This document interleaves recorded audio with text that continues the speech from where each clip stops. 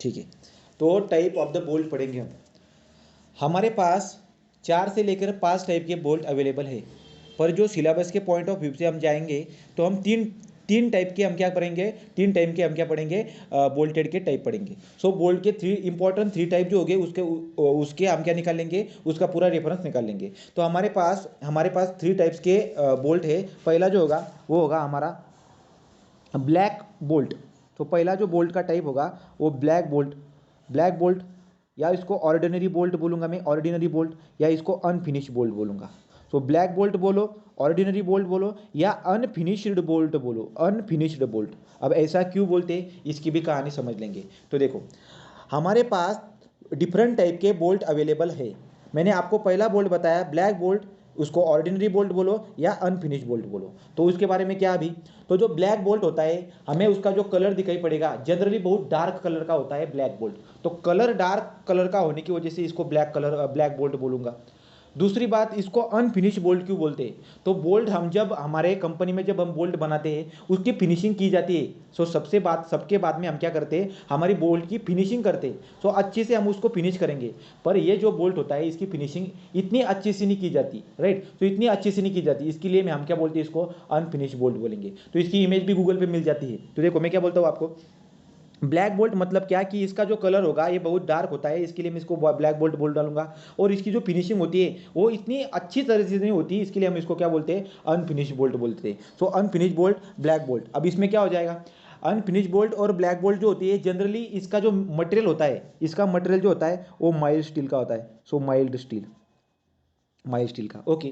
तो पहला पॉइंट मैं बता रहा हूँ आपको कि जो ऑर्डिनरी बोल्ट, ब्लैक बोल्ट और जो अनफिनिश बोल्ट होता है इसका जो मटेरियल हम यूज करते हैं जनरली वो कौन सा होता है हमारा, तो मटेरियल जो यूज करते हैं हम तो वो माइल्ड स्टील होगा, ठीक है। तो माइल्ड स्टील होगा।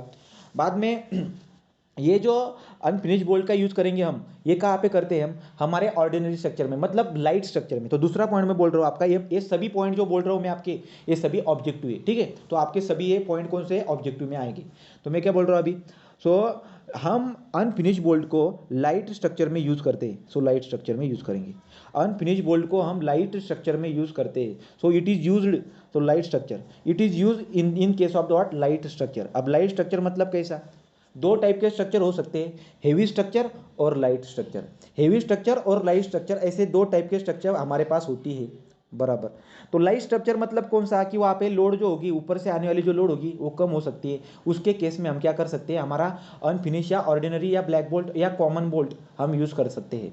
सो जो स्ट्रक्चर होगी वो स्ट्रक्चर कैसे होगी, लाइट स्ट्रक्चर होगी। अब लाइट स्ट्रक्चर मतलब कौन सी, इसका एग्जाम्पल भी देख सकते हैं हम, पर्लिन पर्लिन पर्लिन होगी, ब्रेसिंग होगी। अब पर्लिन क्या, ब्रेसिंग क्या, ये भी बता देता हूँ मैं आपको। तो ordinary bolt, black bolt, ordinary bolt, common bolt, unfinished bolt, ये माइल्ड स्टील से बना हुआ होता है। इसको जनरली हम लाइट स्ट्रक्चर में यूज करते हैं। लाइट स्ट्रक्चर का एग्जांपल मैंने बता दिया आपको, पर्लिन और ब्रेसिंग। लाइट स्ट्रक्चर मतलब जिसका डेड वेट कम होगा, उसके केस में हम हमारा हमारा जो ऑर्डिनरी बोल्ट होगा, अनफिनिश बोल्ट, इसको हम यूज करेंगे, राइट। तो पर्लिन क्या होती है, मैंने आपको कल भी बता दिया था। तो देखो पर्लिन क्या होती है, ये हमारा ट्रस, राइट। ऐसा कुछ ट्रस होगा हमारा। तो ऐसा कुछ ट्रस हमें दिखाई पड़ रहा है यहाँ पे, ये ट्रस है हमारा। तो ये जो ट्रस होगा, ये जो ट्रस है हमारा, इसे निकाल देता हूँ मैं आपको। ये जो ट्रस होगा, इसके जो हॉरिजॉन्टल मेंबर होती है, जिसको मैंने आप कल भी बताया था, इसको मैं पर्लिन बोलता हूँ। ये हमारे क्या है, ये पर्लिन है, पर्लिन। और इसके जो नीचे वाले होते हैं सपोर्ट करने के लिए, पर्लिन को जो सपोर्ट करता है वो प्रिंसिपल राफ्टर होते हैं। तो प्रिंसिपल राफ्टर के ऊपर पर्लिन हो गए, जो ओरिजेंटल मेंबर है हमारे, ये ओरिजेंटल मेंबर है, इसको हमने फ्लेक्चरल मेंबर भी बोला था। तो इसके केस में हम जब कनेक्शन करेंगे तो ये लाइट स्ट्रक्चर कहा जाएगा, राइट। तो लाइट स्ट्रक्चर के केस में हम क्या करते हैं, हमारा अनफिनिश बोल्ट या ऑर्डिनरी बोल्ट का यूज करेंगे। तो पर्लिन का मतलब तो मैंने बता दिया। बाद में हमारे पास जो होता है, बाद में हमारे पास होगा ब्रेसिंग। तो ब्रेसिंग किसको बोलेंगे हम, इसको हम ब्रेसिंग बोलेंगे। तो देखो ये वाला क्या है हमारा, ये वाला हमारा ब्रेसिंग, ऐसा कुछ तो ब्रेसिंग होगा। ब्रेसिंग मतलब कैसा, ये देखो ऐसे क्रॉस कर डालते हैं हम ऊपर। तो रूप पे जो हमारी ट्रस होती है, ऊपर ट्रस का जो रूप होता है वहाँ पे हम ऐसे क्रॉस कर डालते हैं। एक तो ऐसा करते हैं, नहीं तो ऐसा करते हैं हॉरिजॉन्टल प्लेन में। अब हॉरिजॉन्टल प्लेन में मतलब कैसा बताओ आपको, ये देखो यहाँ पे, देखो यहाँ पे, ठीक है। ये वाला पार्ट यहाँ पे कनेक्ट कर डालूंगा, ये वाला पोर्शन यहाँ पे कनेक्ट कर डालूंगा, ये वाला पोर्शन ऐसे। सो हॉरिजॉन्टल प्लेन में दिखाई पड़ रहा है यहाँ पे। ये जो कॉलम है, इस कॉलम का एंड इस कॉलम पे मैंने कनेक्ट कर डाला ऐसे हॉरिजॉन्टल मेंबर से। ये वाला कॉलम जो होगा इसका इसका इससे ऐसे हॉरिजॉन्टल ऐसे, तो इसको ब्रेसिंग बोलते हैं। नहीं तो ऐसे समझ लो आप, वर्टिकल प्लेन में ऐसे जो करूंगा मैं, इसको बोलता है ब्रेसिंग, तो इसके हम ब्रेसिंग बोलते हैं। तो ब्रेसिंग या तो पर्लिन, ये जो लाइट स्ट्रक्चर होती है इसके कनेक्शन के लिए हम हमारे ऑर्डिनरी टाइप और ब्लैक बोल्ट और कॉमन बोल्ट का यूज करते हैं। ठीक है, तो टाइप ऑफ द बोल्ट का मैंने आपको बता दिया। दूसरी बात, जो लोड होती है वो स्टैटिक होनी चाहिए। लोड कैसी होनी चाहिए? स्टैटिक लोड होनी चाहिए। मतलब ऊपर से आने वाली जो लोड होगी वो स्टैटिक होनी चाहिए। स्टैटिक मतलब कैसी? स्टैटिक मतलब मूवेबल नहीं होनी चाहिए, स्टैटिक होनी चाहिए, ज़्यादा उसका इंपैक्ट नहीं होना चाहिए, तो स्टैटिक लोड होनी चाहिए। अब स्टैटिक लोड होनी चाहिए, इसके लिए मैं आपको इसके अपोजिट के लोड बता देता हूँ। मतलब कैसे? जो लोड होती है, इंपैक्ट लोड बोलेंगे हम, वाइब्रेशन होगा, फटीग होगा। फटीग मतलब रिवर्सेबल स्ट्रेसेस, तो फटीग मतलब रिवर्सेबल स्ट्रेसेस। सो जो स्ट्रक्चर पे, जिस स्ट्रक्चर पे इंपैक्ट लोड, वाइब्रेशन और फटीक लोड आती होगी, जिस स्ट्रक्चर पे फटीक, वाइब्रेशन और इंपैक्ट लोड आती होगी, उस केस में हम हमारे अनफिनिश बोल्ट को यूज़ नहीं करेंगे। उस केस में हमारे इस बोल्ट को हम यूज़ नहीं करेंगे, हम हमारा बोल्ट को स्टैटिक लोड के केस में यूज़ करेंगे। So unfinished bolt, common bolt, ordinary bolt, rough bolt, black bolt, this type of bolt is use in the case of the static load and does not use in the case of the impact load, vibration and the fatigue. Point समझ में आया क्या आपको? समझ में आया क्या आपको? तो वाइब्रेशन, इंपैक्ट, वाइब्रेशन हो गया, इंपैक्ट हो गया, फटीग हुआ है, इसके केस में हम इसको यूज नहीं करेंगे। ओके, अगला पॉइंट क्या आता है इसमें? अगला पॉइंट आता है कि इसका मटेरियल मैंने बता दिया आपको, लो कार्बन स्टील बोलो या माई स्टील बोलो। लो कार्बन स्टील मतलब माई स्टील, जिसका परसेंटाइल 0.1% से 0.3% होता है। राइट, अब देखो, ये जो बोल्ट है, बोल्ट का हेड भी होगा, जो ये जो बोल्ट है इस बोल्ट का हेड भी होगा। अब जो अनफिनिश बोल्ट, ब्लैक बोल्ट होता है, इसका हेड का आपको शेप भी पूछ लेते हैं। शेप मतलब कैसा? स्क्वायर शेप होगा, हेक्सागोनल शेप होगा, पेंटागोनल शेप होगा। शेप कौन सा हो सकता है? मतलब कैसे? ये देखो, ऐसे ऐसे समझ सकते हो आप उसको। तो हमारा ये बोल्ट, तो दिस इज आवर बोल्ट, ये बोल्ट ऐसे। तो ये बोल्ट का जो हेड होता है, इसको जब आप ऊपर से देखोगे, ऊपर से देखने के बाद आपको जो दिखाई पड़ेगा ऐसा कुछ, इसको बोलते हैं मॉड। तो हेड का शेप ऐसा होगा, तो हेड का शेप ऐसा हो सकता है, हेड का शेप ऐसा भी हो सकता है। तो अब क्या बोलता है, अगला पॉइंट क्या बोलता है हमको? तो ऑर्डिनरी स्ट्रक्चर बोल्ट जो होती है, तो ऑर्डिनरी स्ट्रक्चर बोल्ट जिसको हमने माइल्ड स्टील से बनाया हुआ है, उसका हेड स्क्वायर शेप में या तो हेक्सागोनल शेप में हो सकता है। हेक्सागोनल मतलब जिसकी 6 साइड हो सकती है। तो ये जो ऊपर का हेड होगा, एक तो स्क्वायर शेप में होगा या तो हेक्सागोनल शेप में हमें दिखाई पड़ता है। राइट, पर आप देखने जाओगे तो आपको समझ में आ जाएगा कि क्या, जो हमारा स्क्वायर हेड होगा, इसकी जो कॉस्ट होती है ये कम होती है हेक्सागोनल हेड से। तो मैं क्या बोल रहा हूँ, देखो यहाँ पे हम क्या बोल रहे हैं, अनफिनिश बोल्ट जो होता है उसका जो हेड होता है, उसका शेप या तो स्क्वायर या तो हेक्सागोनल हो सकता है। जब भी अनफिनिश बोल्ट को हम स्क्वायर शेप प्रोवाइड करेंगे, तो उस केस में उसकी वैल्यू कम निकल के आती है, मतलब इसका कॉस्ट जो होगा ये कम होगा, हेक्सागोनल की कॉस्ट ज़्यादा निकल के आती है। अगला पॉइंट क्या होता है, अब देखो, इसमें हम क्या करेंगे, हमारा जो रेंचेस होता है, रेंचेस मतलब जिसको हम बोलेंगे, तो जब भी हम क्या करते हैं, सर्कुलर मोशन में जब हम लोड अप्लाई करेंगे तो रेंचेस का यूज़ करते हैं। तो यहाँ पे रेंचेस अच्छे से फिट हो जाता है, यहाँ पे रेंचेस जो होती है वो अच्छे से फिट होती है, पर यहाँ पे रेंचेस अच्छे से फिट नहीं होती। तो ये भी हमें क्या दिखाई पड़ता है, इस दोनों के बारे में इंफॉर्मेशन निकल जाती है। राइट, तो जब हम हमारा लोड, जो हमारा लोड होता है, तो जब लोड हम अप्लाई करेंगे हमारे बोल्ट मेंबर को कंप्रेस करने के लिए, तो राइट, हमारे मेंबर को क्या करने के लिए, फिट करने के लिए, जब हम रेंचेस का यूज़ करके लोड अप्लाई करते हैं, तो उस रेंचेस यहाँ पे अच्छी से फिट हो सकती है, यहाँ पे इतने अच्छे से फिट नहीं हो सकते। तो हमने क्या बोला, इसकी वैल्यू कम निकल के आएगी, इसकी वैल्यू ज़्यादा निकल के आएगी, पर इसका बेनिफिट भी है।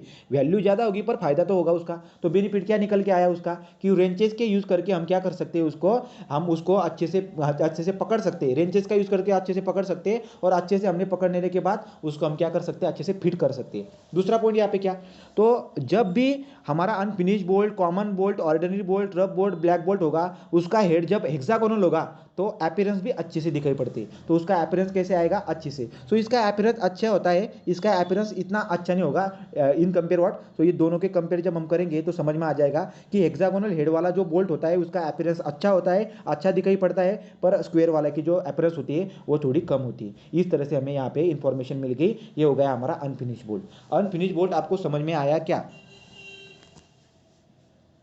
Unfinished bolt, Harshal, right, Najima, Shrutika, Dimple. तो अब आगे जाएंगे हम। तो अनफिनिश बोल्ट हो जाएगा। अनफिनिश बोल्ट जो होता है, अनफिनिश बोल्ट लिस्ट एक्सपेंसिव होती है। लिस्ट एक्सपेंसिव मतलब क्या, अब जो अगले टाइप के जो बोल्ट आएगी उनके कंपेयर में जो हमारी अनफिनिश बोल्ट होगी ये लिस्ट एक्सपेंसिव है, मतलब ये हमें कम कॉस्ट में मिल जाएगी, ठीक है। सो लिस्ट एक्सपेंसिव होगी। तो मैंने आपको सब पॉइंट बता दिए। ब्लैक बोल्ट बोलो, ऑर्डिनरी बोल्ट बोलो, अनफिनिश बोल्ट बोलो, कॉमन बोल्ट बोलो, रफ बोल्ट बोलो, 5 नाम आपको बताए। इसका मटेरियल जो यूज़ करता हूँ माइल्ड स्टील होगा। ये जो होता है लिस्ट एक्सपेंसिव होता है, राइट। इसको हम लाइट स्ट्रक्चर में यूज़ करेंगे, फॉर एग्जांपल पर्लिन या ब्रेसिंग के केस में। बाद में हमने देखा था कि जो हमारा बोल्ट होगा ये स्टैटिक लोड को लेने के लिए हम यूज़ करेंगे, तो स्टैटिक लोड के केस में यूज़ करेंगे। पर हम जो इस बोल्ट होगा इसको इम्पैक्ट लोड, वाइब्रेशन और फटिंग के लिए यूज़ नहीं करेंगे।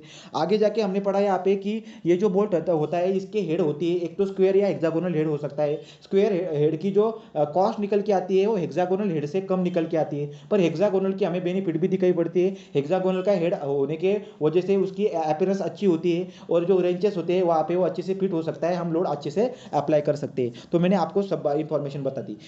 यहाँ पे और इंफॉर्मेशन मिलती है हमें अनफिनिश बोल्ट में, कौन सी, कि अनफिनिश बोल्ट जब हम मार्केट में जाएंगे, मार्केट में हम जब जाते हैं तो मार्केट में अनफिनिश बोल्ट जो होती है वहाँ पे डिफरेंट टाइप के डायमीटर में अवेलेबल होता है। तो these bolt are available in market, so these bolt are available in the form of what, these bolt are available from 5 mm to 36 mm। तो 5 mm से लेके 36 mm तक डायमीटर बोल रहा हूँ मैं आपको, ठीक है। तो अनफिनिश बोल्ट जो होता है, जब मैं मार्केट में लेने जाऊँगा कि मुझे अनफिनिश बोल्ट दो, तो मैं उनको बोलूँगा कि मुझको 5 mm शांक का डायमीटर वाला अनफिनिश बोल्ट दो, राइट। मुझे 10 mm वाला दो, मुझे 12 mm वाला दो। तो इस तरह से 5 mm से लेकर 36 mm तक, 5 mm से लेकर 36 mm तक जो शांक का डायमीटर होगा उसका उतने डायमीटर के अनफिनिश बोल्ट कहाँ पे अवेलेबल है, हमारे मार्केट में अवेलेबल है, राइट। सो देयरफॉर मैं पॉइंट क्या बोलता हूँ आपको कि अनफिनिश बोल्ट 5 mm से लेकर 36 mm तक हमारे मार्केट में अवेलेबल है, ठीक है। तो यहाँ पे अभी एग्जाम का इंपॉर्टेंट पॉइंट आ जाएगा। तो 5 mm से लेकर 36 mm के डायमीटर का बोल्ट अवेलेबल है, पर जब भी मैं मार्केट में जाऊँगा तो दुकान वालों को मैं क्या बोलूँगा कि मुझको आप बोल्ट दो, पर उनको मैं क्या बोलूँगा, उसको मैं ऐसा बोलूँगा कि मुझे M5 का अनफिनिश बोल्ट दो, मुझे M10 का अनफिनिश बोल्ट दो। तो अब क्या हो जाएगा, देखो अगला पॉइंट। अब अगला पॉइंट क्या है यहाँ पे, अगला पॉइंट क्या होगा यहाँ पे, तो अगला पॉइंट मैं यहाँ पे बोल रहा हूँ जो कि एग्जाम के पॉइंट ऑफ व्यू में बहुत इंपॉर्टेंट होगा आपके ऑब्जेक्टिव के लिए। तो देखो मैं क्या बोल रहा हूँ, this type of the bolt are available for the 5 mm to 36 mm in the dia and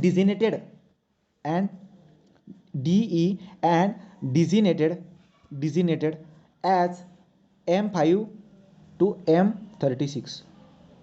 मतलब जब भी मैं मार्केट में जाके उनको बोलूँगा कि मुझको क्या दो, अनफिनिश बोल्ट दो, तो उनको बोलूँगा मैं कि मुझको M5 का बोल्ट दो, मुझको M10 का बोल्ट दो, M12 का बोल्ट दो। अब इसका मीनिंग क्या हो जाएगा, तो M5 to M36, राइट। इस तरह की ग्रेड अवेलेबल है, इस तरह की ग्रेड हमारे मार्केट में अवेलेबल है, राइट। तो ग्रेड ना मतलब ऐसे डिजिनेशन करते हैं, ऐसे पढ़ते हैं हम उसको। जब भी हम उस बोल्ट का जो हेड होता है, ऊपर का जो बोल्ट होता है उसका हेड होता है, हेड के ऊपर ऐसे कुछ लिखा होता है, वहाँ पे M5 या M36 ऐसे आपको मिल जाएगा। उसका मीनिंग क्या होगा, M stand for what, M stand for metric, M stand for what, metric. M का जो मीनिंग होता है वो मेट्रिक हो जाता है, और इस 5 का मीनिंग होता है उसका शैंक का डाया। सो इसका मीनिंग क्या हो जाएगा, डाया।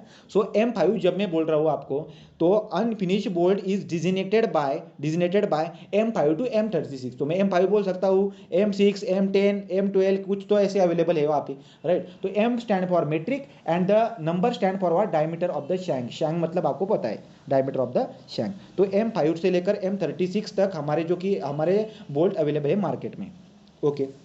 अगला पॉइंट होता है कि हमारा जो बोल्ट होता है उसके डिफरेंट ग्रेड होते हैं। हमारा जो बोल्ट होता है उसके डिफरेंट ग्रेड होते हैं या उसके डिफरेंट प्रॉपर्टी क्लास होते हैं। तो अगला पॉइंट क्या निकल के आया, जो अनफिनिश बोल्ट है, तो unfinished different type of the what, different grade of unfinished bolt. तो different grade of unfinished bolt, तो डिफरेंट ग्रेड बोल दो, ग्रेड को दूसरा वर्ड यूज करूंगा, प्रॉपर्टी क्लास। तो different property class of the unfinished bolt बोलो या different grade of unfinished bolt बोलो। मतलब ग्रेड के लिए मैं यूज कर सकता हूँ प्रॉपर्टी क्लास, ये वर्ड यूज कर सकता हूँ, ठीक है। तो bolt of the property class. अब देखो ये आपका ऑब्जेक्टिव होगा, ये अच्छे से समझ लो। जब भी मैं आपको ऐसा बोलूँगा कि ये जो अनफिनिश बोल्ट है इसका ग्रेड 4.6 ऐसे आपको दिखाई पड़ेगा। तो जब भी आप जो एग्जाम्पल सॉल्व करने को जाओगे आगे टेंशन मेंबर कंप्रेशन मेंबर, तो वहाँ पे हम बोल्ट का यूज़ करते हैं। तो कौन से ग्रेड का बोल्ट यूज़ करूँगा? 4.6 ग्रेड का मैंने यूज़ किया। तो जब भी मैं 4.6 ग्रेड का यूज़ कर रहा हूँ बोल्ट को, तो उसका मीनिंग क्या होता है देखो। सो 4.6 is the grade of the unfinished bolt. 4.6 is the grade of the unfinished bolt, या तो property class of the unfinished bolt. Okay, what it mean, इसका मीनिंग क्या हुआ अभी? तो 4.6 का मीनिंग ऐसा होता है कि जो जो ये नंबर होगा 4.6 जो कंप्लीट नंबर होगा, इस कंप्लीट नंबर को आप 100 से मल्टीप्लाई कर डालो। तो 100 से मल्टीप्लाई कर दिया आपने। 100 से मल्टीप्लाई करने के बाद नंबर जो आ जाएगी उसकी 400 newton per M M square आ जाएगी। इसका मतलब क्या बोल रहा हूँ मैं आपको कि पॉइंट के जो लेफ्ट साइड में होगा कंप्लीट नंबर, उसको 100 से मल्टीप्लाई कर डालो आप। जो वैल्यू निकल के आएगी उसको Newton per M M square में रीड करो, तो उसको हम क्या बोलेंगे? ये उस बोल्ट की अल्टीमेट स्ट्रेंथ है, अल्टीमेट टेंसाइल स्ट्रेंथ।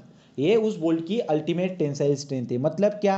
उस बोल्ट को जब यूटीएम मशीन पे आप ले जाओगे, उस पे जब आप टेंशन टेस्ट करोगे, तो उसका ग्राफ मिलेगा आपको, अल्टीमेट स्ट्रेंथ के करस्पॉन्डिंग जो कुछ होगा वो वाला पॉइंट। तो मैं क्या बोल रहा हूँ आपको, different type of the grade हमारे हमारे पास अवेलेबल होती है। 4.6 में आज जब आपको बोल रहा हूँ, तो 4.6 प्रॉपर्टी क्लास का या प्रॉपर्टी ग्रेड का जब हमारा बोल्ट होगा, उसका मीनिंग क्या होता है? जो कंप्लीट नंबर होता है उसको 100 से मल्टीप्लाई करने के बाद 400 न्यूटन पर एम स्क्वायर आ जाएगी। सो 400 न्यूटन पर एम स्क्वायर ये क्या होगा? उसका अल्टीमेट स्ट्रेंथ हो गई इसकी, राइट। सो देयरफॉर ये यहाँ पे नीचे लिखूंगा मैं 4.6, इसका मीनिंग क्या हो गया? सो इसका मीनिंग हो गया ultimate strength is equal to, ultimate strength यहाँ पे लिखता हुआ ऐसे अच्छे से। सो 4.6 इसका मीनिंग क्या हुआ? Ultimate strength. तो ये ऐसा बोल्ट है जिसकी ultimate strength 4 × 100, that is what 400 newton per M M square, इतनी क्या हो गई? इसकी अल्टीमेट स्ट्रेंथ हो गई। तो अल्टीमेट स्ट्रेंथ, इस अल्टीमेट स्ट्रेंथ को मैं कैसा लिखूंगा? मैं ऐसा लिख सकता हूँ यहाँ पे। सो 4.6 ग्रेड का जो बोल्ट है उसका F U B ultimate strength of the bolt is equal to 400 newton per M M square, ऐसे लिखूंगा मैं। ये अल्टीमेट स्ट्रेंथ निकल के आएगी उसकी। बाद में ये 0.6 का मीनिंग क्या हो जाएगा? अब क्या करेंगे हम? इसकी यील्ड स्ट्रेंथ निकालेंगे। तुमको पता होगा जब भी मैंने ग्राफ बनाया था ऐसे कुछ बनाया था, ऐसे जाके ऐसे बनाया था, राइट। तो ये था हमारा, ये क्या था? ये अल्टीमेट स्ट्रेस थी, इसको हमने अल्टीमेट स्ट्रेंथ बोला था। ये अल्टीमेट स्ट्रेंथ थी हमारी, और यहाँ पे हमारी यील्ड स्ट्रेंथ थी। तो यील्ड स्ट्रेंथ यहाँ पे कुछ तो थी। तो हमको पता, एक बात तो कंफर्म हो चुकी है कि क्या अल्टीमेट स्ट्रेस से यील्ड स्ट्रेस कम होती है, ये बात हमको श्योर है। तो अब देखो, अब मैं क्या निकालूंगा? ये जो बोल्ट 4.6 ग्रेड का है, ये जो बोल्ट 4.6 प्रॉपर्टी क्लास का है, इसकी अल्टीमेट स्ट्रेंथ कितनी निकल के आई? 400 newton per M M square. पर इसकी यील्ड स्ट्रेंथ भी निकाल सकते हैं हम। कैसे निकालेंगे? So therefore yield strength of the bolt, that is F Y B, yield strength of the bolt that is F Y B is equal to कितना निकल के आ जाएगा? तो आप क्या करने का, 0.6 को मल्टीप्लाई कर डालने का। सो 0.6 मतलब क्या? 0.6 इसको मल्टीप्लाई कर डालो आप एफ यू बी से, मतलब 400 से। तो जब 400 से आप मल्टीप्लाई कर दोगे, आंसर क्या निकल के आ जाएगा? 0.6 इंटू 400 आपको करना पड़ेगा। मतलब पॉइंट के बाद में जो नंबर होगी 0.6 जो होगा, उसको आप अल्टीमेट स्ट्रेंथ से मल्टीप्लाई कर डालो। 0.6 को आप 400 से मल्टीप्लाई कर डालो, 240 निकल के आ जाएगी। तो 240 हमारी क्या हो जाएगी? यील्ड स्ट्रेंथ हो जाएगी। तो 4.6 ग्रेड की यील्ड स्ट्रेंथ कितनी निकल के आई? 240 Newton per M M square, 240 Newton per M M square. तो 240 Newton per M P A बोलो या Newton per M M square बोलो, एम पी ए बोलो या 240 Newton per M M square बोलो या 240 एम पी ए बोलो, both of the what same. तो इस तरह से हमें ये ग्रेड समझ में आ जाते हैं। तो ग्रेड को हम प्रॉपर्टी क्लास बोलेंगे। 4.6 का मीनिंग क्या हो जाता है मैंने आपको बता दिया, ठीक। मैं एग्जाम्पल देता हूँ, आप मुझको बताओ। तो मैंने बोला कि एक अनफिनिश बोल्ट है जो जिसका ग्रेड 6.2 है। तो मुझको बताओ तुम, इसकी अल्टीमेट स्ट्रेंथ और यील्ड स्ट्रेंथ कितनी? एक अनफिनिश बोल्ट है जिसका ग्रेड 6.2 बोल रहा हूं मैं, तो मुझको बताओ इसकी अल्टीमेट स्ट्रेंथ और यील्ड स्ट्रेंथ कितनी? बताओ जल्दी से, अल्टीमेट स्ट्रेंथ कितनी निकल के आ जाएगी इसकी? So F U B ultimate strength of the bolt is equal to what? तो जो कंप्लीट नंबर होगा 6, इसको मल्टीप्लाई कर डालो 100 से, वैल्यू कितनी निकल के आएगी? 600 Newton per M M square. बोलो क्लियर हुआ क्या? तो ultimate strength 600 Newton per M M square, clear हुआ। ये जो 6.2 ग्रेड का जो बोल्ट है, इसकी अल्टीमेट स्ट्रेंथ कितनी निकल के आई? 600 Newton per M M square. Clear हुआ क्या आपको हर्षल? Yes sir. राइट। अब मुझको निकालनी है इसकी यील्ड स्ट्रेंथ। तो जब इसकी मैं यील्ड स्ट्रेंथ निकालूंगा, yield strength of this bolt is equal to what, कैसे निकालूंगा, पॉइंट के पीछे 0.2, तो 0.2 मतलब 0.2 बोलूंगा, 0.2 इंटू अल्टीमेट स्ट्रेंथ 600 कर डालो, क्या वैल्यू निकल के आ जाएगी, तो इसकी वैल्यू निकल के आएगी कुछ तो 120 न्यूटन पर एम स्क्वायर, बराबर, राइट। सो 120 न्यूटन पर एम स्क्वायर, ये हमारी वैल्यू निकल के आ जाती है। तो अल्टीमेट स्ट्रेंथ और यील्ड स्ट्रेंथ किस तरह से निकालते हैं हम ग्रेड से, ये आपको मैंने बता दिया। यहाँ तक क्लियर हुआ आपको, तो यहाँ तक क्लियर हो चुका होगा। नेक्स्ट पॉइंट अभी अनफिनिश बोल्ट में और लास्ट वाला एक पॉइंट बचा हुआ है, कौन सा, देखो ये जो अनफिनिश बोल्ट होता है जिसको हमने प्रॉपरली फिनिश नहीं किया, जो ब्लैक कलर का दिखाई पड़ता है, ये जो अनफिनिश बोल्ट होता है ये लोड को ट्रांसफर करेगा, ये लोड को ट्रांसफर करेगा। मेंबर पे जो हम लोड अप्लाई करते हैं, इस मेंबर पे आने वाला लोड को ये बोल्ट ट्रांसफर करेगा, पर कौन से एक्शन से, इस पे भी आपको क्वेश्चन पूछा हुआ है, तो कौन से एक्शन से, unfinished bolt, black bolt, ordinary bolt, rough bolt, ये जो बोल्ट होता है ये लोड को ट्रांसफर करेगा, पर कौन सी एक्शन से, तो ये जो होता है ये हमारा शेयर या बेरिंग एक्शन से ट्रांसफर करेगा।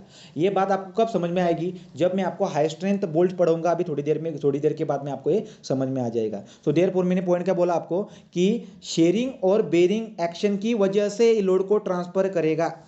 शेयरिंग और बेरिंग एक्शन की हेल्प से क्या करता है, लोड को ट्रांसफर करता है। किस तरह से, इसको भी समझ में आ जाएगा आगे जाके। तो ये हो गया अभी डिटेल में हमारा अनफिनिश बोल्ट। तो unfinished bolt, black bolt, ordinary bolt, common bolt, rough bolt बोलो, ये 5 नाम मैंने बोल दिए, इसको ये क्लियर हो चुका है। अब अगला जो बोल्ट का टाइप होता है, सेकेंड टाइप, वो होता है हमारा turn bolt. So second type of the bolt is what, TURNED, turn bolt. तो टर्न बोल्ट पढ़ेंगे, टर्न बोल्ट। अब टर्न बोल्ट्स क्या होते हैं, टर्न बोल्ट्स क्या होते हैं, तो टर्न बोल्ट जो होते हैं इसको फिनिश बोल्ट भी बोलते हैं, फिनिश बोल्ट, फिनिश्ड बोल्ट। मतलब क्या निकल के आएगा इसका, इसकी जो फिनिशिंग होती है वो प्रॉपरली होती है। इसकी जो फिनिशिंग होती है, बोल्ट हम बनाने के बाद उसकी जो फिनिशिंग करेंगे वो अच्छी से फिनिशिंग करते हैं, और उसको हम टर्न करके फिनिशिंग करते हैं। अब वो कंपनी में जो कि आपको गूगल पे यूट्यूब पे जाके मिल जाएगी कि जो टर्न बोल्ट होती है हमारी वो किस तरह से बनती है, उसकी प्रोसीजर दिखने के बाद, समझने के बाद में आपको वो आ जाएगा, ठीक है।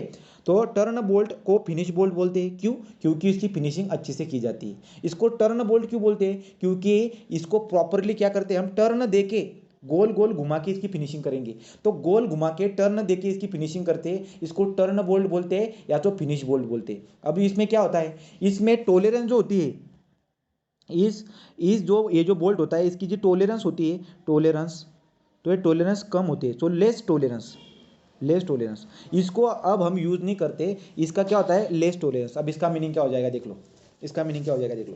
तो टर्न बोल्ट और फिनिश बोल्ट, फिनिश बोल्ट क्यों, क्योंकि इसकी अच्छी से हम क्या करते हैं, फिनिशिंग करते हैं, किस तरह से, टर्न कर करके। तो टर्न कर करके उसकी फिनिशिंग कर रहे हैं, इसके लिए इस बोल्ट को टर्न बोल्ट बोलो या तो फिनिश बोल्ट बोलो। अगला पॉइंट मैंने बोला कि इसकी टोलरेंस कम होती है। टोलरेंस मतलब क्या, बोल्ट और जो होल होगा, हमने क्या बोला था कि जो बोल्ट होती है वो बोल्ट को इंसर्ट करने के लिए मेंबर में होल होनी चाहिए, बराबर। जो हमारे बोल्ट होता है, देखो मैं क्या बोल रहा हूँ आपको, जो बोल्ट होगा, बोल्ट को इंसर्ट करने के लिए होल की साइज होती है, वो कितनी होती है आगे जाके पढ़ेंगे हम। पर जो बोल्ट का डायमीटर और होल का डायमीटर होगा, इन दोनों का जो गैप होता है इसको बोलते हैं हम टोलरेंस या क्लियरेंस। इसको टोलरेंस बोलो या तो क्लियरेंस बोलो। तो ये जो टोलरेंस या क्लियरेंस होगा ये बहुत कम दिखाई पड़ता है। मतलब ऐसे समझो आप इस बात को, ये हमारा मेंबर,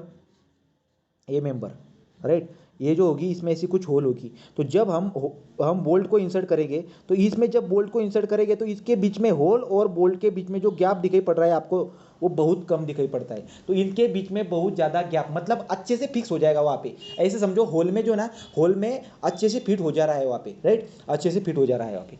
तो देयरफॉर इसको क्या बोल देते हैं हम, इसको बोलते हैं हम टर्न बोल्ट। तो टर्न बोल्ट जो होता है हमारा, टर्न बोल्ट की जो टोलरेंस होती है वो बहुत कम होती है, राइट। तो टर्न बोल्ट की जो टोलरेंस होती है वो बहुत कम होती है। यहाँ पे शेयर और बेरिंग रेजिस्टेंस बहुत ज़्यादा आएगी। मतलब क्या, यहाँ पे जो लोड आएगा उस लोड को रजिस्ट करने के लिए शेयरिंग और बेरिंग एक्शन बहुत ज़्यादा दिखाई पड़ती है, राइट। बहुत ज़्यादा मतलब रेजिस्टेंस बहुत ज़्यादा देगी वहाँ पे। तो लोड को ट्रांसफर करने के लिए शेयरिंग और बेरिंग एक्शन है, पर अच्छे से रिजिस्ट, वो क्या कर सकते हैं, अच्छे से रजिस्ट कर सकते हैं। तो देयरफॉर यहाँ पे पॉइंट क्या क्या निकल के आए, 3 पॉइंट निकल के आए। एक तो मैंने आपको बोला टर्न बोल्ट, तो टर्न बोल्ट जो होती है, ये टर्न बोल्ट में डिफरेंस क्या होता है, इस पे आपको दिखाई पड़ता है, दिखाई पड़ेगा कि इसको हम फिनिश बोल्ट बोलते हैं। तो फिनिश बोलो या टर्न बोल्ट बोलो। अगला पॉइंट मैंने बोला आपको कि इसको हम अच्छी तरीके से मशीन में क्या करेंगे, अच्छी तरह से हम क्या बनाते हैं, इसको अच्छी तरह से टर्न करके फिनिश करते हैं, तो फिनिश करेंगे। जो टॉलरेंस होती है यहाँ पे, वो टॉलरेंस कम होती है। टॉलरेंस मतलब मीनिंग व्हाट, होल और जो हमारा शांक होगा इसके बीच में जो एम्प्टी स्पेस बची हुई होती है उसको टॉलरेंस बोलते हैं। तो इस केस में टॉलरेंस बहुत बहुत कम हो जाएगी, ठीक। तो टॉलरेंस बहुत कम है, तो बाद में क्या, इसको हम यूज़ नहीं करते अभी, इसको हम यूज़ नहीं करते। जो लोड होगी इसको ट्रांसफर करेगा वो शेयरिंग और बेरिंग एक्शन की हेल्प से। तो शेयरिंग और बेरिंग एक्शन की हेल्प से क्या करता है, लोड को ट्रांसफर कर देता है। इसको हम यूज़ करते हैं, इसको हम अब अभी बहुत कम यूज़ करते हैं या तो करते भी नहीं, ठीक है। तो turn bolt is going to be over, clear. So turn bolt हमारा हो चुका है, हमारे पीडीएफ में भी इसकी इंफॉर्मेशन है। तो अनफिनिश बोल्ट और टर्न बोल्ट हो चुका है। अभी जो लास्ट वाला बोल्ट होगा हमारा, तो लास्ट वाला बोल्ट जो होता है जो बहुत इंपॉर्टेंट है, वो है हमारा high strength bolt. High strength bolt, high strength bolt, high strength bolt को हम फ्रिक्शन ग्रिप बोल्ट भी बोलते हैं। तो friction grip bolt, high strength bolt को फ्रिक्शन ग्रिप बोल्ट भी बोलेंगे। क्यों बोलेंगे, देखो आगे जाके। तो फ्रिक्शन ग्रिप बोल्ट बोलते हैं। बाद में इसको और नाम है स्लिप क्रिटिकल रेजिस्टेंस बोल्ट कुछ तो बोलते हैं, तो उसकी डिफिनेशन आएगी तब जाके पढ़ेंगे। तो अब तक क्या पढ़ा, हाई स्ट्रेंथ बोल्ट को हमने फ्रिक्शन ग्रिप बोल्ट बोल दिया। अब क्यों बोलते हैं इसको ऐसा, तो देखो हाई स्ट्रेंथ बोल्ट या फ्रिक्शन ग्रिप बोल्ट जो होती है, यहाँ पे जो लोड हम रजिस्ट करेंगे वो फ्रिक्शन की हेल्प से करते हैं। मतलब क्या होगा, देखो ये एक प्लेट है ऊपर, यहाँ पे एक प्लेट है नीचे, यहाँ पे होल होगी, इस पे यहाँ पे हम क्या करेंगे, बोल्ट को इंसर्ट कर डालेंगे, नट इंसर्ट कर डालेंगे। इस नट को क्या करेंगे, रेंचिंग होगा उसकी हेल्प से हम इसको क्या करेंगे, फिट करेंगे। यहाँ पे हमारा वॉशर होगा, यहाँ पे भी वॉशर होगा। जब हम रेंचेस के यूज़ करके लोड अप्लाई करेंगे, हम लोड कहाँ तक अप्लाई करते हैं, हाई स्ट्रेंथ बोल्ट में हाई स्ट्रेंथ ग्रिप बोल्ट। तो high strength friction bolt, high strength grip bolt, बहुत सारे नाम इसके हो गए। तो देखो क्या करूँगा, यहाँ पे रेंचेस की हेल्प से लोड अप्लाई कर रहा हूँ मैं, लोड अप्लाई किया, कहाँ तक अप्लाई करता हूँ, तो इस केस में मैं लोड अप्लाई कर सकता हूँ कहाँ तक, प्रूफ टेंशन मतलब क्या, कि जो हमारा जब भी मैं रेंचेस का यूज़ करूँगा, नट को फिट करूँगा, हमारा जो बोल्ट होता है उस पर टेंशन आ जाती है। तो टेंशन कितनी आएगी, लोड में अप्लाई कर रहा हूँ कहाँ तक, तो इतनी टेंशन आनी चाहिए कि अब पर्टिकुलर पॉइंट के बाद में हमारा जो बोल्ट होगा उसमें डिफॉर्मेशन दिखाई पड़नी चाहिए। डिफॉर्मेशन मतलब क्या, उसकी लेंथ इंक्रीज होनी चाहिए। डिफॉर्मेशन मतलब कैसे, रबर होता है, रबर को हम कैसे स्ट्रेच करते, तो स्ट्रेच करने के बाद में उसमें डिफॉर्मेशन दिखाई पड़ गई, तो उसी तरह से तो बोल्ट को क्या किया, नट में फिट किया। नट को फिट करने के लिए हमने क्या किया, फिर से रेंचेस का यूज़ किया। रेंचेस पे लोड अप्लाई करके हम ज़्यादा फिट कर रहे हैं, इतना लोड अप्लाई कर रहे हैं हम, बहुत ज़्यादा लोड, या हम क्या करते हैं, मशीन का यूज़ कर डालते पूरा। तो रेंचेस को घुमाने के लिए मशीन का यूज़ करेंगे, तो तब जाके ये बहुत ज़्यादा क्या हो जाएगा, फिट हो जाएगा। मतलब हमारे बोल्ट में बहुत ज़्यादा टेंशन आ जाएगा। प्रूफ टेंशन मतलब कितना टेंशन, इतना टेंशन कि उसके बाद मेंबर में इतना टेंशन कि उसके बाद में हमारा जो बोल्ट होगा वो डिफॉर्म होने लग जाएगा, बोल्ट जो होगा वो डिफॉर्म होने लग जाएगा, ठीक। तो बोल्ट डिफॉर्म होने लग जाएगा, राइट। तो इसकी बात, तो इसको बोलते हैं, तो जो लोड हम अप्लाई कर रहे हैं रेंचेस की हेल्प से उसको प्रूफ लोड बोलो। और जो हमारा क्या होता है, और जो हमारा बोल्ट होता है उसमें जो टेंशन है उसको प्रूफ टेंशन बोलेंगे। समझ में आया, मतलब इस केस में, मतलब यहाँ पे क्या करते हैं, हाई स्ट्रेंथ बोल्ट में हम हमारे मेंबर को बहुत ज़्यादा क्या करते, पैक करते। तो बहुत ज़्यादा पैक करने की वजह से क्या हो जाएगा, अब समझ लो। बहुत ज़्यादा मैंने क्या किया, यहाँ पे प्रूफ लोड लगा दी। तो यहाँ पे वॉशर था, ये वॉशर और जो ये मेंबर है ये इतने अच्छे से पैक हो जाते हैं यहाँ पे, राइट। तो इसकी वजह से ये जो दो प्लेट होगी, ये दो प्लेट भी बहुत ज़्यादा क्या हो जाएगी, कंप्रेस हो जाएगी, बहुत ज़्यादा कंप्रेस हो जाएगी। तो जब मैं इस मेंबर पे लोड अप्लाई करूँगा, तो लोड जो होगी वो लोड किसकी वजह से ट्रांसफ़र हो जाएगी, वो लोड ट्रांसफ़र हो जाएगी ये जो फ्रिक्शन है इसके बीच में जो दो मेंबर थी, दो प्लेट थी, उस दो प्लेट का कंप्रेशन हो गया, इतना कंप्रेशन हो चुका है, बहुत ज़्यादा कंप्रेशन हो चुका है। तो जो लोड होगी ये लोड कैसे ट्रांसफ़र हो जाएगी, इस फ्रिक्शन की हेल्प से। मतलब इस केस में हमारा जो बोल्ट होगा, इस बोल्ट को हमने इतना इतना ज़्यादा आप लोड अप्लाई कर दिया यहाँ पे नीचे से, ये दोनों प्लेट बहुत ज़्यादा क्या हो गई, कंप्रेस हो चुकी है। तो जो लोड होगा ये लोड फ्रिक्शन की वजह से क्या होगा, ट्रांसफर हो जाएगा। इसका मैकेनिज्म भी समझ सकते हैं, मैं आपको अच्छे से डायग्राम निकाल के बताऊँ। देखो क्या होगा यहाँ पे। तो ये हमारा, एक मिनट ना, ये मेंबर, ये दूसरा मेंबर, ये दूसरा मेंबर। अब आगे क्या, ये हमारा बोल्ट, ये बोल्ट, राइट। तो ये ऐसा बोल्ट कुछ। तो अब देखो, अब यहाँ पे क्या होगा, अब आपको दिखाई पड़ेगा कि ये जो हमारा बोल्ट होगा यहाँ पे, ये यहाँ पे क्या है हमारा, यहाँ पे नट और ऊपर बोल्ट। तो हमने क्या किया, रेंचेस की हेल्प से इतना इतना ज़्यादा लोड अप्लाई किया कि ये दोनों प्लेट में बहुत ज़्यादा कंप्रेशन क्रिएट हो गया है। मतलब यहाँ पे बहुत ज़्यादा क्या होगा, ये कंप्रेस हो जाएगी ये प्लेट। तो जब यहाँ से लोड अप्लाई करूँगा तो इसके बीच में जो फ्रिक्शन होगा, इस फ्रिक्शन की वजह से लोड ट्रांसफर हो जाएगी। सो देयरफॉर इस बोल्ट को हम क्या बोलेंगे, जिस बोल्ट पे हम ये कर रहे हैं, मतलब देखो जो ऑर्डिनरी बोल्ट था, उस ऑर्डिनरी बोल्ट में हम हमारी रेंचेस के हेल्प से इतना ज़्यादा टेंशन अप्लाई नहीं कर सकते। मतलब इसकी स्ट्रेंथ ज़्यादा है। समझ में आ रहा है कि आपको, मैं समझ में आ रहा है कि आपको मैं क्या बोल रहा हूँ, कि ये ऐसा बोल्ट है कि इसकी स्ट्रेंथ ज़्यादा है। इसकी स्ट्रेंथ ज़्यादा है मतलब क्या, टेंशन लेने की कैपेसिटी ज़्यादा है। टेंशन लेने की कैपेसिटी ज़्यादा होगी तो क्या, हम ज़्यादा उस पर लोड अप्लाई करेंगे। हम बाहर से रेंचेस की वजह से ज़्यादा लोड अप्लाई करेंगे, मतलब क्या, हम ज़्यादा लोड अप्लाई करके जो प्लेट होगी इसको ज़्यादा कंप्रेस करेंगे। प्रेस ये ज़्यादा कंप्रेस हो जाएगी तो क्या हो जाएगा, जो फ्रिक्शन होगा यहाँ पे बहुत ज़्यादा फ्रिक्शन क्रिएट हो जाएगा। फ्रिक्शन ज़्यादा क्रिएट हुआ तो क्या, जो लोड हम अप्लाई करेंगे ये लोड हमारी ट्रांसफर हो जाएगी बाय यूजिंग दी व्हाट, ये फ्रिक्शन। रिपीट करता हूँ, बात को अच्छे से समझ लो। ऑर्डिनरी बोल्ट और हाई हाई स्ट्रेंथ बोल्ट में क्या डिफरेंस आ जाता है। ऑर्डिनरी बोल्ट जो होता है वो ordinary bolt low carbon steel का होता है। लो कार्बन स्टील मतलब उसकी स्ट्रेंथ कम होगी, तो उसकी स्ट्रेंथ कम होगी तो उसमें तुम ज़्यादा टेंशन अप्लाई नहीं कर सकते। तुम प्रूफ टेंशन तक लोड इतना अप्लाई नहीं कर सकते। मतलब उसमें, उस बोल्ट में प्रूफ टेंशन तक इतना स्ट्रेस आप अप्लाई नहीं कर सकते। उसकी उसकी स्ट्रेंथ कम है।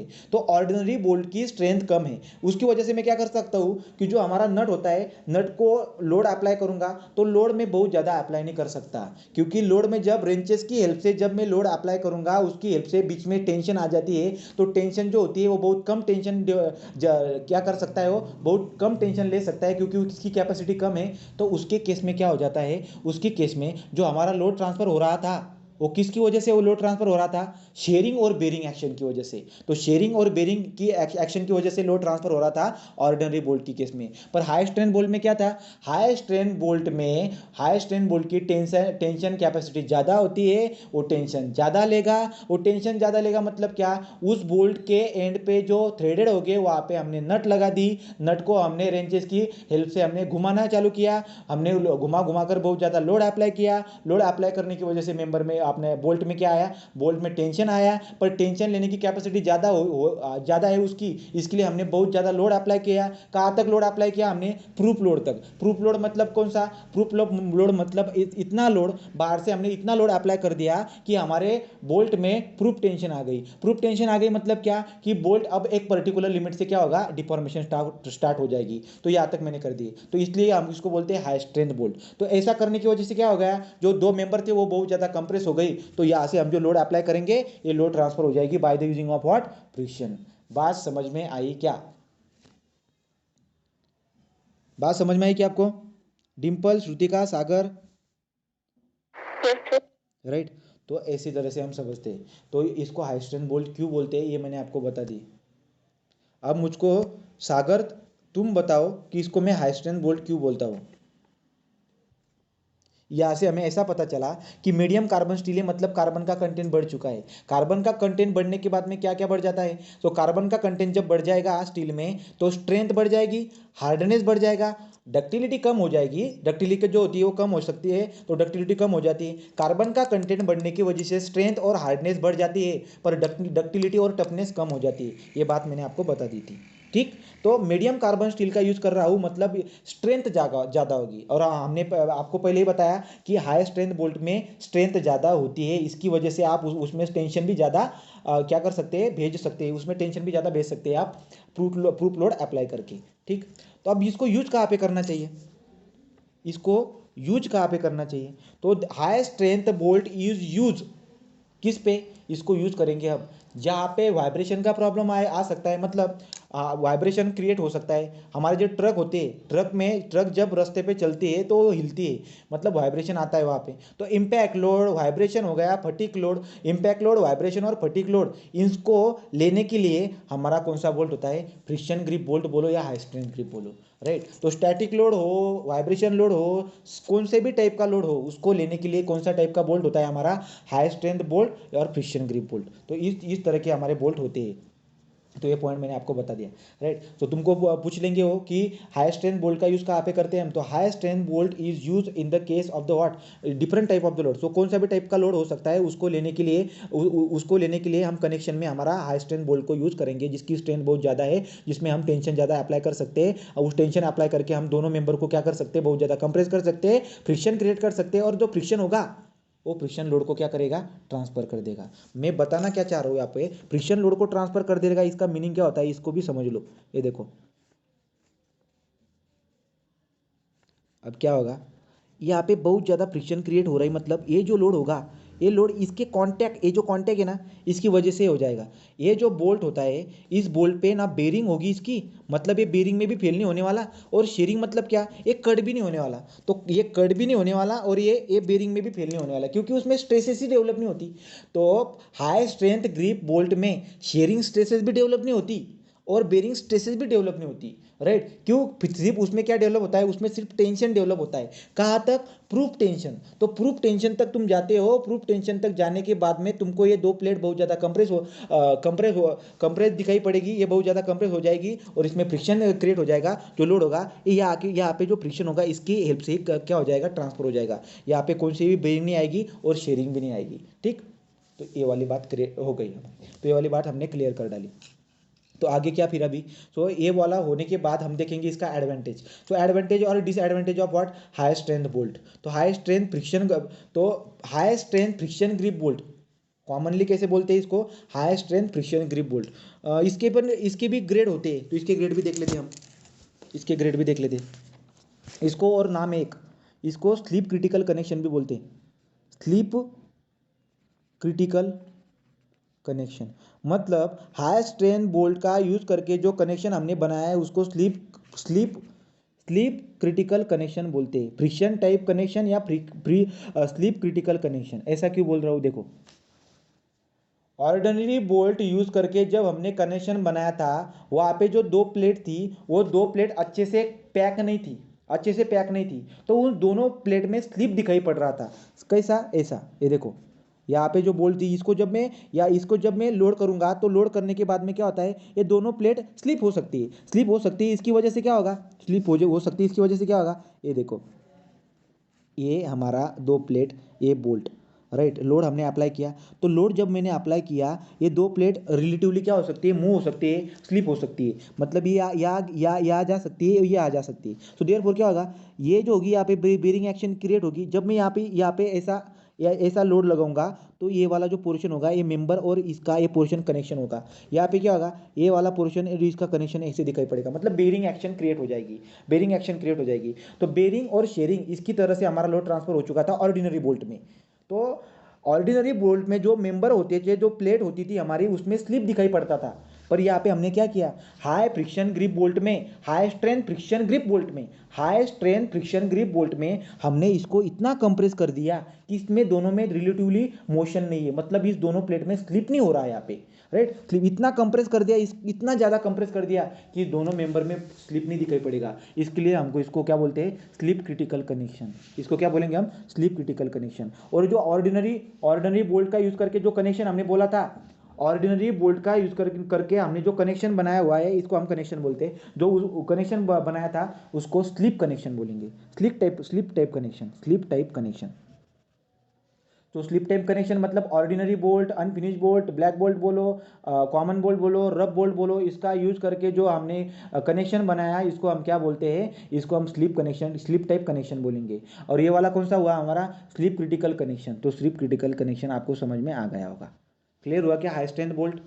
अब हाई स्ट्रेंथ बोल्ट के ग्रेड भी पढ़ लेंगे। तो ग्रेड या डायमीटर, जब हम मार्केट में जाएंगे, जब हम मार्केट में जाएंगे तो मार्केट में जाने के बाद हमें ये जो बोल्ट होती है फ्रिक्शन ग्रिप बोल्ट, तो फ्रिक्शन ग्रिप बोल्ट जो होगी, high strength friction grip bolt जो होगी, इसकी डिफरेंट डायमीटर की अवेलेबल, मतलब डिफरेंट डायमीटर में ये बोल्ट अवेलेबल होता है मार्केट में।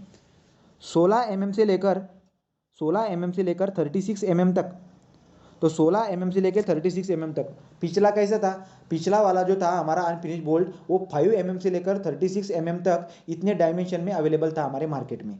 पर ये यहाँ पे क्या है, यहाँ पे दिखाई पड़ता है हमें कि 16 mm से लेकर 36 mm तक हमारा जो ये बोल्ट होता है, इसके डायमेंशन मतलब इतने डायमीटर का बोल्ट हमें मार्केट में मिल जाता है, राइट। हाँ, तो इसको हम कैसे डिजिनेट करेंगे, फिर इसको कैसे डिजिनेट करके, मतलब इसको हम कैसे दुकान वाले को बोलेंगे हम कि हमको क्या दो, तुम M16 का बोल्ट दो।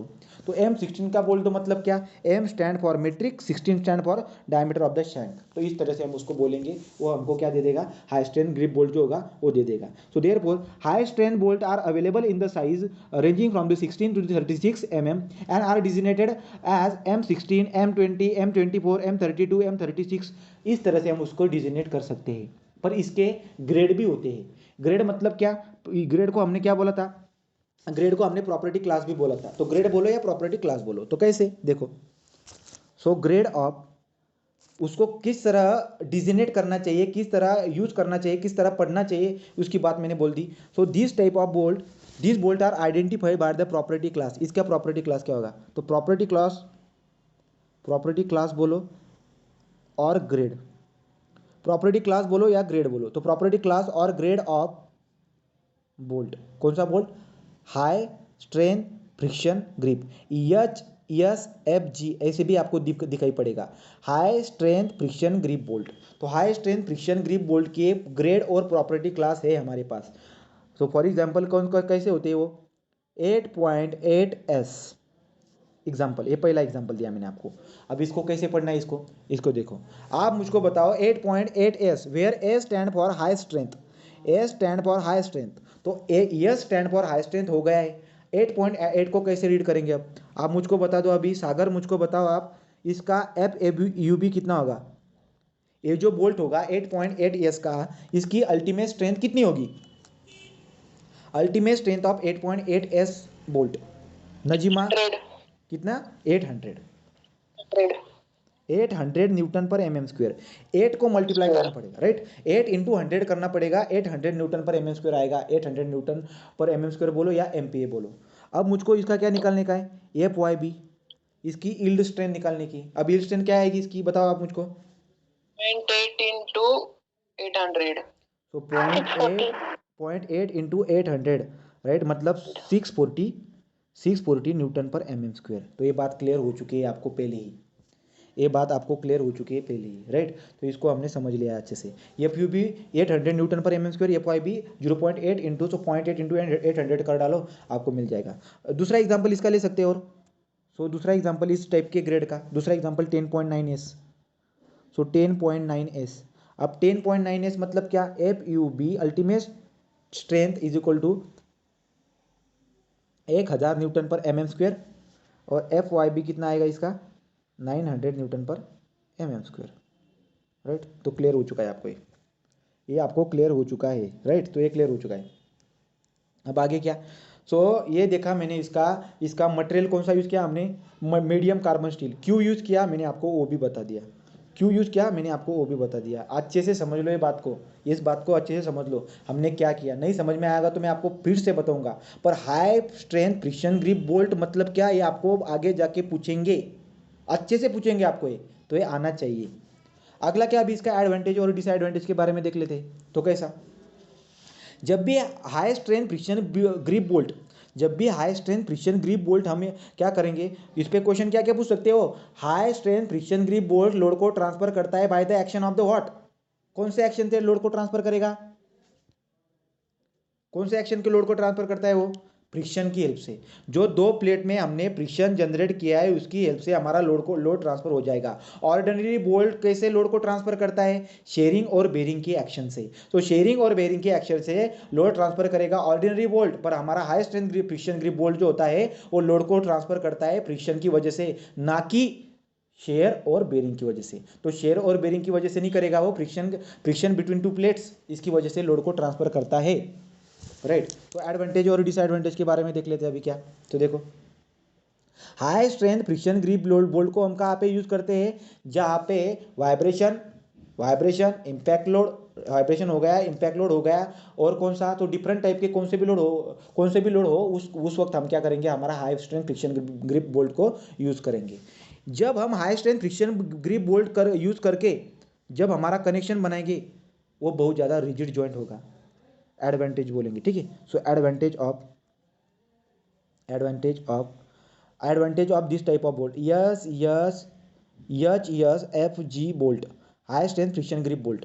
पहला पॉइंट क्या बोला मैंने, दिस प्रोवाइड रिजिड जॉइंट। तो रिजिड जॉइंट मतलब इस टाइप का बोल्ट जब मैं यूज करूंगा तो जो जॉइंट और जो कनेक्शन बन जाएगा रिजिड बन जाएगा। रिजिड मतलब कैसा, रिजिड मतलब कैसा, ये जो मेंबर होगा, ये मेंबर ये हमारा बोल्ट हमने बैठा दिया, तो जब इस प्लेट को मैं ऐसे रोटेट करने को जाऊंगा, ये प्लेट भी ऐसी रोटेट हो जाएगी। रिजिड का मीनिंग क्या होता है कि स्टार्टिंग में जितना एंगल होगा, अब ये दोनों क्या है, पैरेलल है, तो इसको जब मैं घुमाने को जाऊंगा, ये भी ऐसे घूम जाएगी ऊपर। कितनी घूम जाएगी, जितने एंगल से आपने इसको नीचे घुमाया, इतनी ये क्या हो जाएगी, ऊपर घूम जाएगी। ये बहुत ज़्यादा रिजिड है, right. So this provide rigid joint, ये क्या है, हमारा रिजिड जॉइंट है।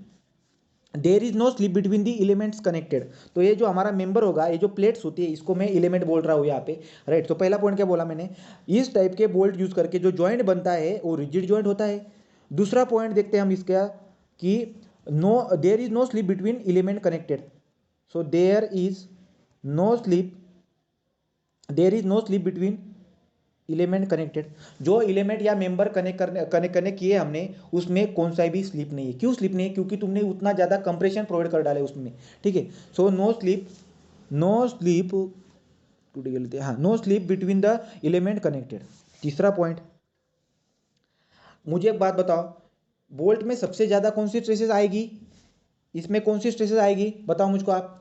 ये जो बोल्ट होगी, इस बोल्ट में तीन टाइप के स्ट्रेसेस आते हैं, शेयरिंग स्ट्रेसेस आएगी, बेरिंग स्ट्रेसेस आएगी, और टेंशन आ जाएगी, राइट। जो हमारी दो प्लेट थी, वो दो प्लेट कंप्रेस होने की बाद में, दोनों प्लेट के कंप्रेशन की वजह से फ्रिक्शन उनके बीच में आया था, बोल्ट में नहीं आया था। फ्रिक्शन बोल्ट में नहीं आता, मेंबर के कनेक्शन की वजह से कंप्रेस किया हमने, उसके बीच में फ्रिक्शन आया हुआ है। मतलब बोल्ट में तीन टाइप के स्ट्रेसेस आते हैं हमेशा, टेंशन, शेयर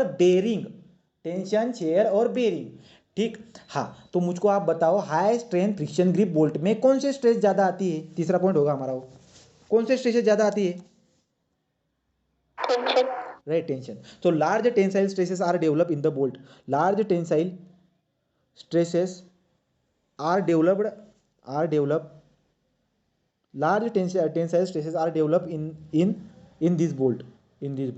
तो इसकी वजह से क्या हो जाएगा, large tensile stresses are develop in this bolt which is turn provide large clamping force. समझ में आया आपको, उसकी टेंशन लेने की कैपेसिटी ज़्यादा है, इसकी वजह से हम क्या कर सकते हैं, क्लैंपिंग फोर्स को ज़्यादा अप्लाई कर सकते हैं। क्लैंपिंग फोर्स मतलब कौन सा, जो नट होगा, नट को तुमने रेंचेस लगा दिया, ऊपर से तुमने लोड अप्लाई किया, जो लोड तुम अप्लाई कर रहे हो उसकी वजह से क्या होगा, क्लैंपिंग फोर्स हमारे मेंबर में जाएगा। क्लैंपिंग मतलब क्या, ये ऐसा, ये देखो, ये ऐसा, यहाँ पे ऐसे नट, तो नट होगा, एक क्लैंपिंग फोर्स होती है, ऐसी क्लैंपिंग फोर्स, तो ऊपर से भी ऐसी क्लैंपिंग फोर्स, अच्छे से पैक होगा वो। तो टेंशन स्ट्रेसेस ज़्यादा डेवलप हो रहे हैं, मतलब टेंशन लेने की कैपेसिटी उसकी ज़्यादा है, उसकी वजह से क्लैंपिंग फोर्स यहाँ पे ज़्यादा दिखाई पड़ रहा है। और क्लैंपिंग फोर्स ज़्यादा होगा तो फ्रिक्शन क्या निकल के आएगी, फ्रिक्शन ज़्यादा निकल के आएगी। Large tensile stresses are develop in this bolt which is so which in turn which is which in turn which is in turn provide large clamping force provide large clamping force to element connected। सो जो element हमने connect कर डाले, उसमें clamping force बहुत ज़्यादा क्या हो जाएगी, जनरेट हो जाएगी। क्लैंपिंग फोर्स बोलो, कंप्रेशन फोर्स बोलो, राइट। तो क्लैंपिंग फोर्स बहुत ज़्यादा जनरेट हो जाएगी। So therefore high friction resistance is develop. तो फ्रिक्शन क्या हो जाएगी, दोनों प्लेट के बीच में बहुत ज़्यादा फ्रिक्शन जनरेट हो जाएगी। यहाँ तक आए कनेक्टेड के आगे। So high friction resistance is developed, high friction resistance is developed. So high friction resistance is developed, providing high static strength of joint, providing high static strength of joint, ठीक है, high static strength of the joint. तो इस तरह मैंने आपको ये बताया। आगे, so because of the clamping action load is transmitted by the friction only. तो ये भी पॉइंट इंपॉर्टेंट है। तीसरा पॉइंट क्या बोल रहा हूँ, लिख लो। Because of clamping action, because of clamping, क्या क्लैंपिंग एक्शन मतलब बहुत ज़्यादा पैक कर रहे हो आप वहाँ पे। Because of clamping action, because of clamping action load is transmitted, load is transmitted, because of clamping action load is transmitted by friction only, and the bolt are not subjected to, and bolt are not subjected to what, बोलो, bolt are not subjected to what, are not subjected to shear and bearing. इसमें shearing और bearing stresses बिल्कुल भी नहीं आएगी, क्योंकि load transfer हो जाएगा फ्रिक्शन से सिर्फ। तो जो प्लेट होगी ना, उसके बीच में जो फ्रिक्शन होगी, उसकी वजह से हमारा लोड क्या हो जाएगा, ट्रांसफर हो जाएगा। So load is transferred at friction only and the bolts are subjected to shear and bearing action. So the bolt not subjected to shear and bearing. Okay, अगला पॉइंट क्या है यहाँ पे, तो यहाँ पे आप देखोगे कि फ्रिक्शन रेजिस्टेंस जो होगी, तो फ्रिक्शन रेजिस्टेंस बहुत ज़्यादा यहाँ पे जनरेट हो चुकी है। कहाँ पे जनरेट होती है वो देखो, ये प्लेट यहाँ पे हमारा नेट सेक्शन एरिया होता है, यहाँ पे हमने होल क्रिएट किए। तो देखो मुझे एक बात बताओ आप, तुम, ये हमारी प्लेट है, ऊपर से देख रहे हो आप, हाँ, यहाँ पे होल बनाए हुए, मैंने यहाँ पे होल बनाए हुए। अब मैं इस प्लेट को क्या कर रहा हूँ, सिर्फ एक प्लेट है, इस प्लेट को मैं यहाँ पे ऐसे लोड अप्लाई कर रहा हूँ। मुझको एक बात बताओ आप, स्ट्रेस का कॉन्सेंट्रेशन कहाँ पे ज़्यादा होगा, स्ट्रेस का कॉन्सेंट्रेशन ज़्यादा होगा मतलब क्या, सबसे ज़्यादा स्ट्रेसेस कहाँ पे डेवलप होगी, ये होगी जहाँ पे एरिया क्या है, कम। तो जहाँ पे एरिया कम है वहाँ पे स्ट्रेसेस ज़्यादा डेवलप हो जाती है। मतलब जब इसको मैं लोड करूँगा, पुल करूँगा, तो ये यहाँ से ऐसी ब्रेक हो जाएगी। तो जहाँ पे एरिया कम है वहाँ पे हमारी प्लेट फेल हो जाती है, राइट, वहाँ पे हमारी प्लेट फेल हो जाती है। पर जब हम हमारे फ्रिक्शन ग्रिप बोल्ट का यूज़ करते हैं तो फ्रिक्शन यहाँ पे क्रिएट हो जाएगी। ये जो नेट सेक्शन एरिया होगा हमारा, ये जो नेट सेक्शन एरिया होगा, यहाँ पे कौन सा भी प्रॉब्लम नहीं आएगा। तो यहाँ पे कौन सा भी प्रॉब्लम नहीं आएगा। इस तरह की बात हमने देखी है, ठीक। तो मैं क्या बोल रहा हूँ, अगला पॉइंट क्या है यहाँ पे, there is no stress concentration in the hole, therefore fatigue strength is more. तो फटीक लेने की स्ट्रेंथ भी जो बहुत ज़्यादा है, वाइब्रेशन को लेने की स्ट्रेंथ भी बहुत ज़्यादा है, right. Impact load, fatigue load, vibration load, इस सब की लोड लेने की कैपेसिटी ज़्यादा दिखाई पड़ती है इस टाइप के कनेक्शन में। तो tension in the bolt is what, uniform. Bolt में जो टेंशन आता है वो भी यूनिफॉर्म आ जाता है। तो टेंशन जो होगा पूरे बोल्ट में यूनिफॉर्मली टेंशन क्या होगा, यूनिफॉर्मली टेंशन आ जाएगा। तो यूनिफॉर्मली टेंशन यहाँ पे दिखाई पड़ता है। तो इस तरह से हमने कुछ इसकी क्या इन्फॉर्मेशन निकाली है। तो यहाँ तक हमने डिस्कस किया। मुझको आप बताओ कि हाई स्ट्रेंथ बोल्ट के बारे में आपको जानकारी मिली या नहीं, यहाँ तक क्लियर हुआ कि नहीं। 50% आपको समझ में आया कि आज का लेक्चर, बताओ सागर। Yes sir. राइट, तो यहाँ पे रुक जाते हैं हम, अगला पार्ट बाद में पढ़ेंगे। Good night.